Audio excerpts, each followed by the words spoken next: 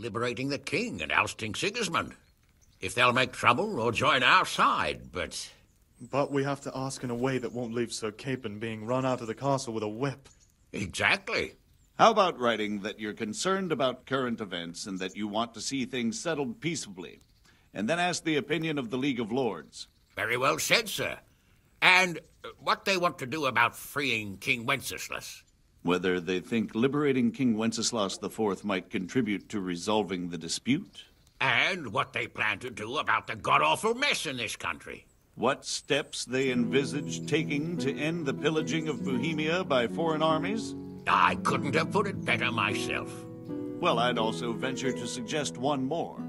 What is their stance on that is, the initiatives of Margrave Jobst of Moravia and a large part of the Bohemian nobility? Whether they plan to take action against them or support their efforts? You read my thoughts, sir.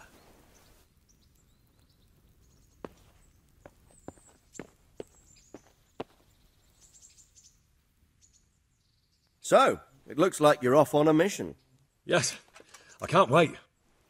I don't want to dampen your spirits, my boy, but watch out. These are evil times, and who knows what can happen along the way. Not to mention that Bergov is no saint.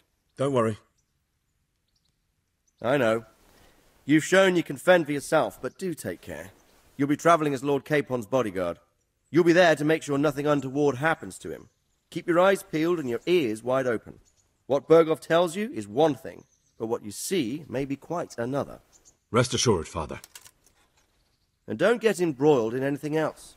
Just hand over the letter, hear out his reply, and return. Yes.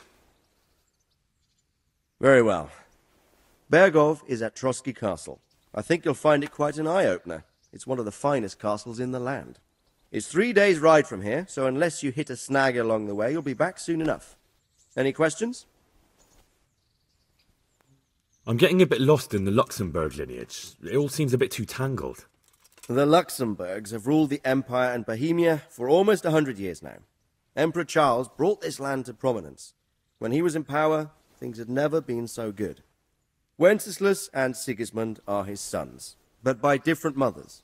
Jobst and Prokop are their cousins. They were entrusted with governing Moravia.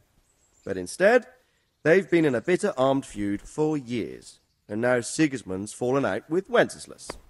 Wenceslas also had another brother, the youngest, John of Görlitz, who was most probably poisoned. They seem like a hot-blooded lot. It's hard to keep up with their affairs, since they tend to change their alliances from one day to the next. Who is he really, this Jobst? The cousin of King Wenceslas. He's the Margrave of Moravia. I admit I don't know what to make of him myself. Until recently, he was allied with the League of Lords. For a time, he even served Rupert of the Palatinate against the king. And now suddenly, he's reversed his position. I don't know what led him to do it, and one can't help being suspicious. It's best to keep a watchful eye on him. But he really is the leader of the resistance against Sigismund these days. We'll just have to see how it all turns out. I'm a bit concerned so many people seem to think so little of King Wenceslas. You knew him, didn't you? What's he really like? Well, there's no straightforward answer to that question. He certainly makes a great hunting and drinking companion, but he can be very fiery and impetuous when things don't go how he'd like them. He never had much of a head for high office. He finds it tiresome. But once a man's grasped the scepter, it's hard to let it go again. You can't just abscond. You've seen for yourself what happens when he disappears for a few months. Better a bad but legitimate king than a bloody war over the throne. Who is this Prokop that Jobst spoke of? Jobst's brother, the king's cousin. He and Jobst warred over Moravian supremacy for years. Then they were allies for a while, betrayed Wenceslas and sided with Rupert of the Palatinate. But after Sigismund abducted Wenceslas, Prokop fomented a revolt against him, and Sigismund had him captured. Politics. Make of it what you will. I, for one, can't make head or tail of it most of the time. The League of Lords and that Bergov we're off to see. Who are they exactly? The lords of the powerful houses. Heinrich of Rosenberg, Otto of Berghof, Heinrich of Radetz, and others. They're unhappy with the way their influence declined after Wenceslas surrounded himself with the lesser orders of nobility. They abducted the king years ago and made him bow to their will. They got away with it that time, and now they've joined forces with Sigismund and done it again. But now it seems that Sigismund's behavior is starting to rub them up the wrong way, so they may well be thinking twice. We'll see what Berghoff has to say. I don't know all that much about Sigismund. He's the king's younger brother and king of Hungary in his own right. 7 years ago, he led a crusade against the Turks and was defeated at Nicopolis. Some say it was due to the recklessness of the French knights, most of whom were mercilessly slaughtered. Sigismund is ambitious and capable. He might well make a better ruler than Wenceslas, but he's arrogant, and to our misfortune, brutal. Not long ago, he himself was held captive by the Hungarian nobility. They dislike him as much as some of the Czech and German noblemen do his brother Wenceslas. Ironically, Wenceslas joined forces with Jobst to liberate him. And now this is how Sigismund repays his brother. There's no doubt about it, God does move in mysterious ways. Rupert of the Palatinate. That's a name I hadn't heard before today. Rupert is the Prince-Elector of the Palatinate. What's a Prince-Elector? The Prince-Electors are dignitaries of the Holy Roman Empire who have the right to elect the King of the Romans, who would then be crowned Holy Roman Emperor by the Pope. Rupert took the title for himself with the help of 3 other Prince-Electors, even though Wenceslas had already been appointed. Some of the nobility in the empire recognized Rupert's claim, but when he went to Rome to be crowned emperor, it turned into a fiasco. Now he's doing his utmost to get Wenceslas to acknowledge him, but so far without success. So, now we have 2 kings of the Romans. Jobst sided with Sigismund for a while, but now he's switched allegiance. He seems to do that quite a lot. That young man, Sir John of Liechtenstein. Why is he here? The Liechtensteins are a powerful Austrian family, with estates in Austria and Moravia. Sir John sits on Jobst's council. Since the king's being held captive in Vienna, I suppose it makes sense to have a powerful Austrian house as allies. It could be very useful. That's about all. Very well. Take the letter from Sir Hanush.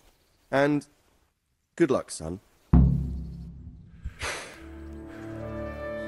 So what do you think of it all, Sir Divish? I think I don't know what to think. That makes 2 of us. If I didn't know anything about Jobst, I'd say he's right and absolutely truthful. But I've heard too much about What is it?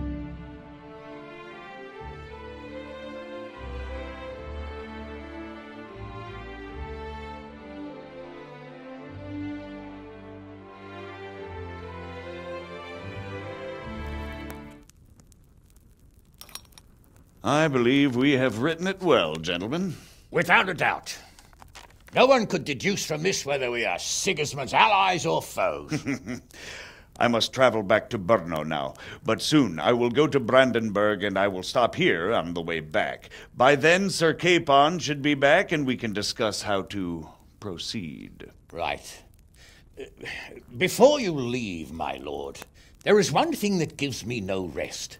Why did Sigismund come as a foe? It makes no sense. If I may, sir, I think I can explain. Oh, please enlighten us, young sir. I live not far from Hungary, where Sigismund reigns. It is a savage country, and the constant war with the Turks has hardened the people. They need a monarch with an iron hand. So when Sigismund felt the wind of revolt, he reacted as he would at home. Only what works on the Hungarian nobles does not work here in Bohemia. Bringing order is one thing, but slaughtering and pillaging with a horde of barbarians quite another. What purpose does that serve? But Sigismund did give the Bohemian nobles a chance to take his side. It was only when they refused his ultimatum that he lost patience and took to the sword. As for the barbarians, he could afford nothing better. The Hungarian nobility would gain nothing from joining his campaign in Bohemia. He didn't have enough coin for a regular army, and so he recruited the Cumans. What he does not pay them, they make up for in plunder. But in the end, he didn't have enough to even satisfy the Cumans. That's why he raided Kuttenberg and Skalitz. He wanted the silver. That makes sense. My lords, how's the letter coming along? It's done. Then we can be on our way. Now remember what we said, boy. All you have to do is deliver the letter, listen to the answer, and come back here. Don't provoke Berghoff in any way. Provoke? Me? Never, Uncle. We'll be back in a few days. Farewell, your graces. Come, Henry, my men are waiting. I wish you Godspeed.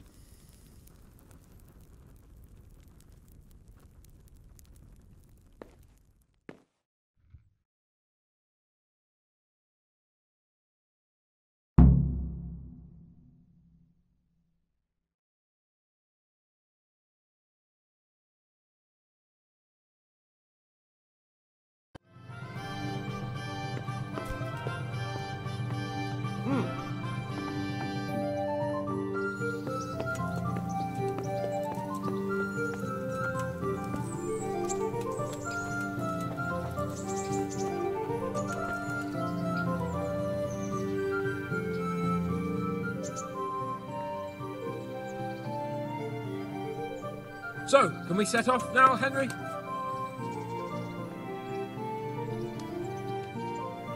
Of course. I can't wait. So, to horse! The Lord of Berghoff is bound to be waiting us eagerly.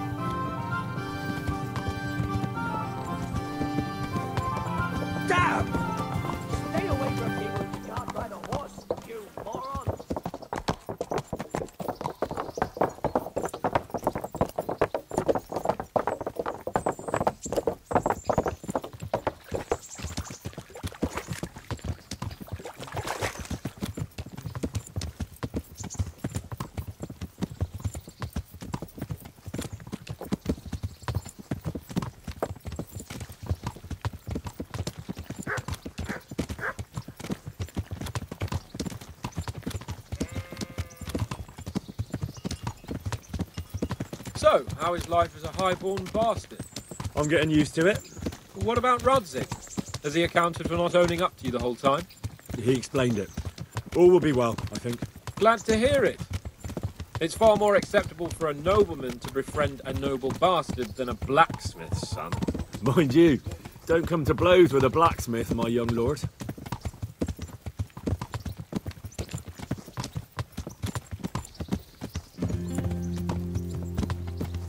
What do you think about Sir Jobst and his plan? Well, I admit all the scheming has me a little lost. I thought Sigismund was the devil, Wenceslas a martyr, those on his side the heroes, and those against him the villains. I believed we'd rescue the king and all would be well again, but now it looks a lot more complicated. Exactly. I didn't expect the noble lords to be as noble as the angels, but I hadn't expected such a sewer. They behave like children. I can't fathom how after all this backstabbing they're somehow still on speaking terms. I don't know either. Beggar's belief.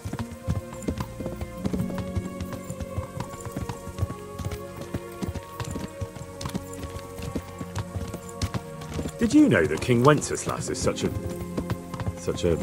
Feckless drunkard? Not really. And to be honest, I'm not sure I wanted to know. I slept better believing my fate was watched over by a wise and powerful monarch. So did I. What a dismal world when you can't keep trust in your own king. On the other hand, times were better with him here than with him gone. Isn't that the truth?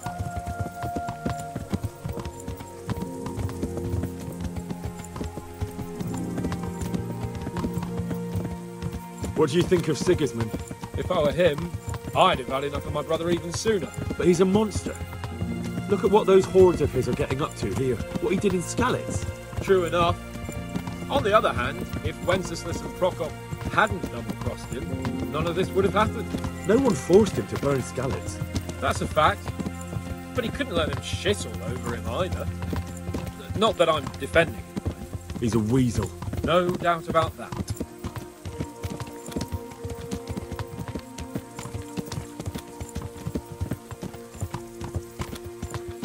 Do you know anything about Prokop? Sir Hanush could tell you a thing or two about him. Why? Last winter, a certain Sir Jan Sokol of Lambert, a well-known knight, or robber baron to some, tried to occupy the city of Iglau, which was on the orders of none other than Prokop. And what has that got to do with Hanush? Well, he was there with him. Of course, that's not something to brag about in front of Jobst. And what was it all about? They wanted to occupy a city that was on the side of the League of Lords, but despite there being several hundred strong, they didn't take it. For one thing, they couldn't get past the Iglau women, with their pitchforks and cauldrons of hot water. I would never have thought of Sir Hanush as such a rebel.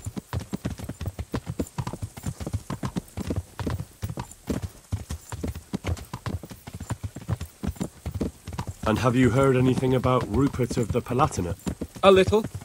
He can't manage even to wrest power from a king who doesn't much care for ruling and isn't fighting back.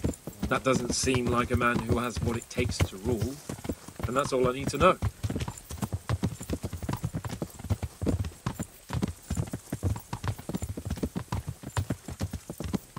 And that Berghoff we're going to see, do you know anything about him? I haven't heard much good about him, but I have a feeling that some other nobles are quite in awe of him. And his castle is apparently quite impressive. I'll be interested to see for myself.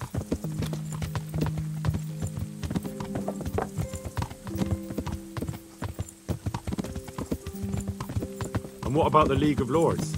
Wealthy, pompous. The king doesn't seem to like them much.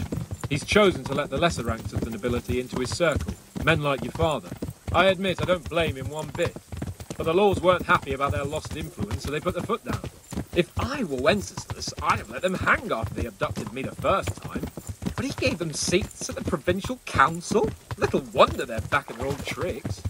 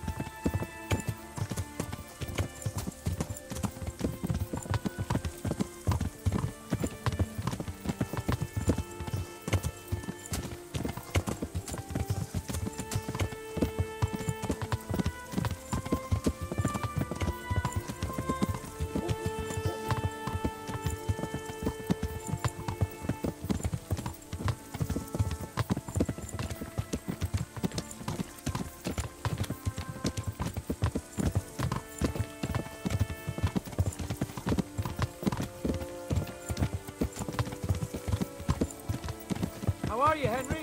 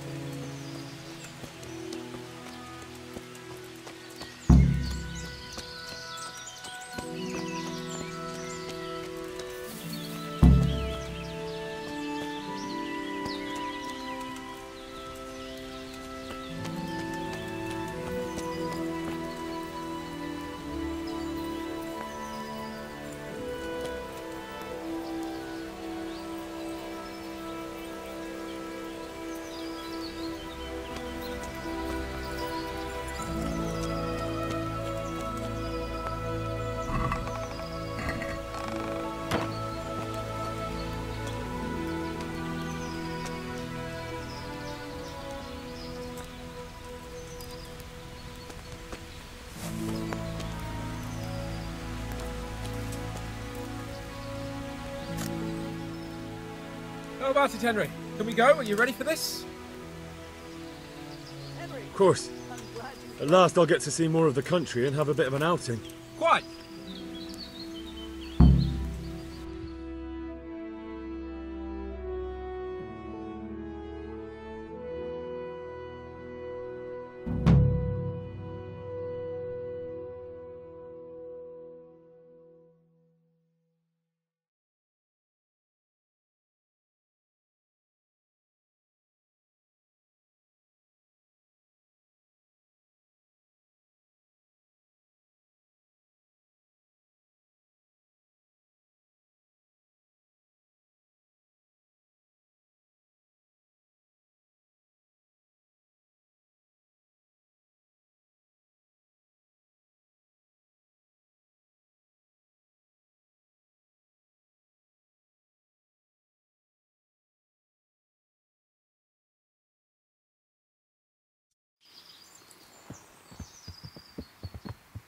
Let's get to it then. I finally have the feeling we're doing something worthwhile. We're helping to save the king. Instead of saving his drunken majesty, I'd rather find that horseman who murdered my parents, get the sword back from him, and skewer him with it. Cheer up, Henry. I have a feeling you'll get your chance one day, and it won't be long in coming. Forward, men! Audentes fortuna juvat!